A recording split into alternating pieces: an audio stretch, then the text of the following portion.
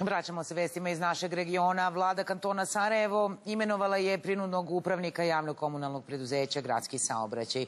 Ukoliko u narednih mjesec dana ne ponudi plan spašavanja preduzeća koji grca u dugovima, Gras će početkom sljedeće godine otići u stečaj.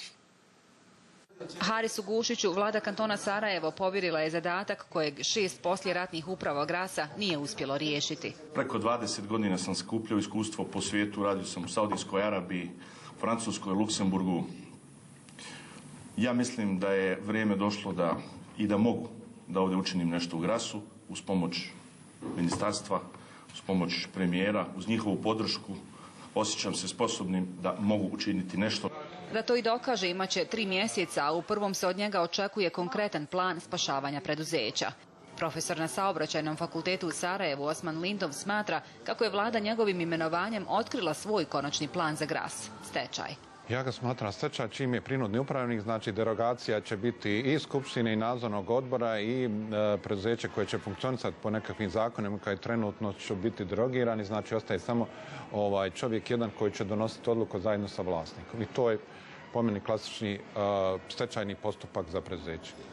Koji je za Gras jedina opcija ukoliko prinudni upravitelj ne ponudi bolju, priznaje i kantonalni premijer. U tom slučaju stečajni postupak bi bio pokrenut 1. januara naredne godine. Ne bježimo od konstatacije da je to, čini mi se, najrealnija opcija, a prije nje pokušat ćemo iscrpiti sve naše mogućnosti. Za neke 2 godine uspjeli smo značajno smijeniti njihov gubitak na mjesečnom nivou, to nažalost nije dovoljno.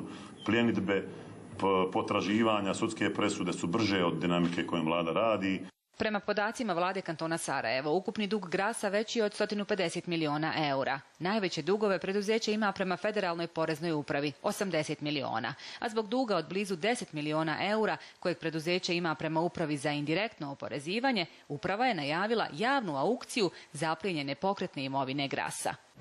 Naredne sedmice na aukciji će se naći 10 tramvaja procijenjene vrijednosti 94.000 eura.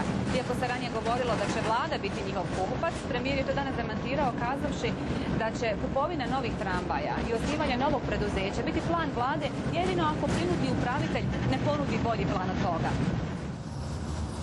Ukoliko Gras i ode u stečaj, javni gradski saobraćaj neće stati, obećava vlada. Uz rješavanje pitanja nagomilanih dugova preduzeća, prinudni upravitelj narednih mjesec dana morat će se pozabaviti idejom kako to postići. Ardoana Pribinja, Al Jazeera, Sarajevo.